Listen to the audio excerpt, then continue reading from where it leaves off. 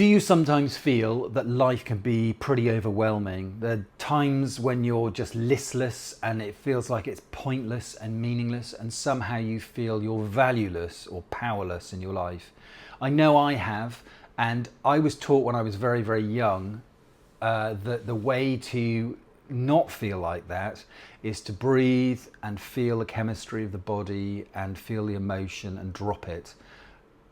This is nonsense, and I did pursue that device for many, many years. Anyone teaching it or anyone doing it, don't. You're going to come a cropper because it's not possible. You are a bag of cells, and those cells produce chemistry, they produce thought, they produce memory, they produce association, and the idea that somehow you can shut that down by breathing out is just ridiculous. But you can do this, and this definitely helped me. This device definitely helped me, and it's a way of reflecting on who you are and where you are in this extraordinary thing called life and the universe. So if you find somewhere quiet to be on your own and just sit and allow your mind to reflect on the following. As far as we are aware, and this is how I think about it, as far as we are aware, the planet is about 4.5 billion years old. The solar system is a little bit older than that, but approximately 4.5 billion years. And then over that massive period of time, this planet has developed and allowed life to form on it. And as far as we know at the moment, the evidence suggests that human beings arrived here about 300,000 years ago, approximately. And nobody knows for sure. So in the last, let's say, 200,000 years, human beings have born and died, and through that process, your ancestors produced families that eventually, over thousands of years, arrived at you. It is an absolute miracle, a miracle that you were born and that you live in this time now, and that thanks to those thousands of ancestors going way back, you have arrived here in this moment right now. I was often taught too that you are a finite thing, that you are a biological organism. At some point you became a biological organism, but that's finite, and in 80 odd years the body will collapse and fall away and you will die. But I think a much more positive thing to think about is this notion of ancestry, that all these people came through this extraordinary struggle over thousands of years to bring you into being in this moment, in this lifetime, in this time right now, and that most of those people will have died either from starvation, or they'd have died from their teeth, more often than not, or earthquakes or wars or all sorts of absolutely nightmarish stuff.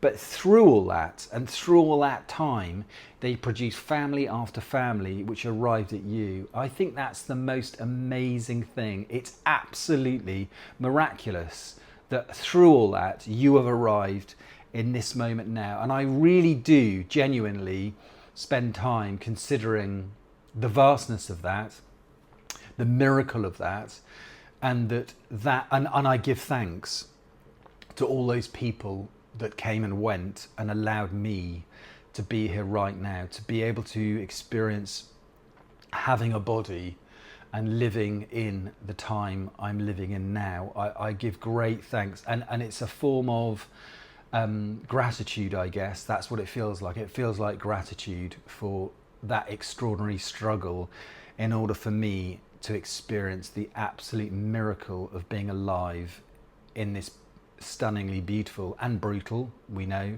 but stunningly beautiful world. And I think that's very important, is that you don't beat yourself up, that you recognize that, okay, what one's meant to be grateful, that's all very well and good, but living and experiencing this life, you recognize its beauty and its miraculousness, its stunningness, how beautiful nature is, but also how brutal and how frightening at times life can be. And it's okay to experience and accept both of those things into your life. That is the nature of this existence. But the idea that somehow feeling listless or not happy, you can stop, you can't. But you can allow your attention to be much broader and to consider your ancestry rather than necessarily the experience you're having right here in this moment. Obviously, sometimes that's necessary, but it is a great foundation for you to really consider your life in that way, how lucky you are.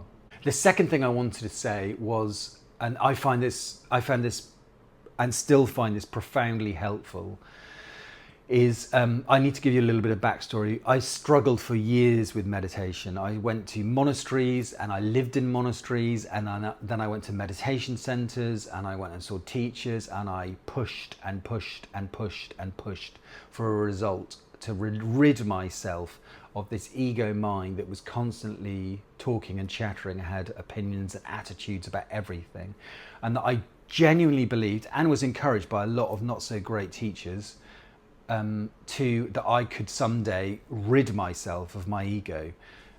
By the way, I must say, I did work with some fabulous teachers too, but some deeply questionable. Anyway, and after years of doing this, I had this moment where I recognized that the thing that caused me my suffering was the thing that thought it had to self-develop and had to improve. That was the thing that caused me my suffering. It was the thing in me that thought I wasn't good enough right here, right now, and this wasn't enough. But one day, if I was a good boy and I did my exercises right, and I sat in meditation for long enough and still enough, and I walked slowly in a sagely way, that somehow this was going to make a difference. And for me, it was a really profound moment where I recognized this very, very deep stillness, not only within me, but within everything. And I saw the vastness of that. But I also saw that all my my expectations about being enlightened, and all my my ideas about the world and about what it was to be enlightened were nonsense. And literally all the beliefs I had about my life were wrong, and they all collapsed and they all fell away. So at the one point it was amazingly liberating, but it was also utterly horrifying to recognize actually all there is this stillness, and that there is no meaning or purpose to any of this apart from the meaning and purpose we put in ourselves, that we give meaning and purpose to things in order to experience this life. It was the most extraordinary experience, but very, very devastating too. So the idea that meditation is just some incredible orgasm where you see, I don't know, some deity dancing with the Virgin Mary and Buddha is like, no. Anyway, I went to see my teacher and I sat with her and I explained what I'd experienced, and she said to me, this is what she said. She said, Tobyn, when they put the Hubble telescope up into space, they switched it on and boom, they recognized there were 100 billion stars in this galaxy. They also realized approximately that there were 100 billion other galaxies. That's enormous. It would be impossible for anybody to understand what on earth is going on in that absolutely staggeringly huge infinite universe. And she said, if you live to your 80, you have just over 40,000 weeks to work out what the hell all that means. Anybody who thinks they know or claims they know what the answer is clearly insane. It was such a relief to me to recognize I could give up. I didn't have to come up with an answer, that actually the answer was to not have an answer. The answer was to live in the experience and to celebrate the miracle of not knowing, but having this extraordinary experience.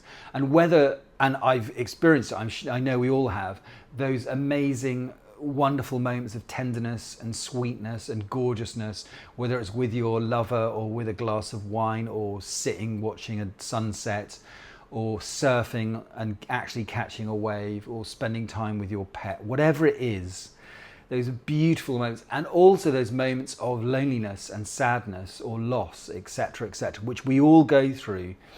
It is not about having a desire to rid yourself of attachment and association in order that you could live in glorious wonder and happiness always. That's not possible. It's about the absolute embrace of what it is to be a human being, the human experience. And that includes accepting and holding within your arms your fallibility and the bits about you that you don't really like sharing and don't really like admitting to.